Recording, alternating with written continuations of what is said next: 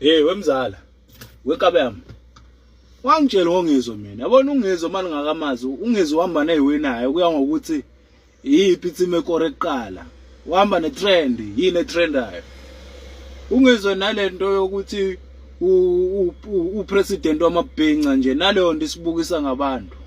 uNgizwe akusiyo umuntu ongasimela yindaba oqala into ayikhulumayo akayicabanga khuluma noma yini efika eqala ekhandeni lakhe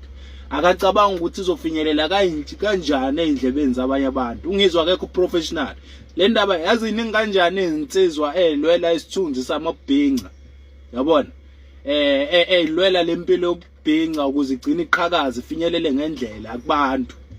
esingayibeka sicha nathi isihlalo ngawaphatha amabhinca singasho sithi yini umkhulumeli wamabhinca uNgizwe amabhinca awungitshela into eyi-1 nje uNgizwe amabhinca asekwawenzela wona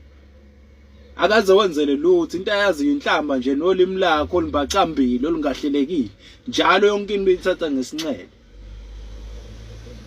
indaba yangizwa igole yanto leyana uNgizwe bafana bakithi leyankabi indlela no connection ngakona ukuba kusikho ukuthi inkulumo yakhe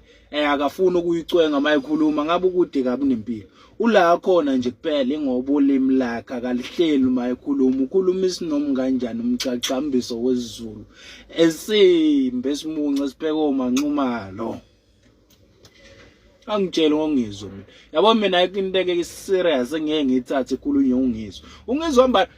manje ukhuluma ngokudla kwezingane zesikole kusasa ukhuluma ngepolitiki kusasa ukhuluma ngomaskandi okokuqala mina ukutshela into eyi-1 uNgizwe kuba upresident wamaskandi ngabe alikho iside akalithathayo empini zabaculi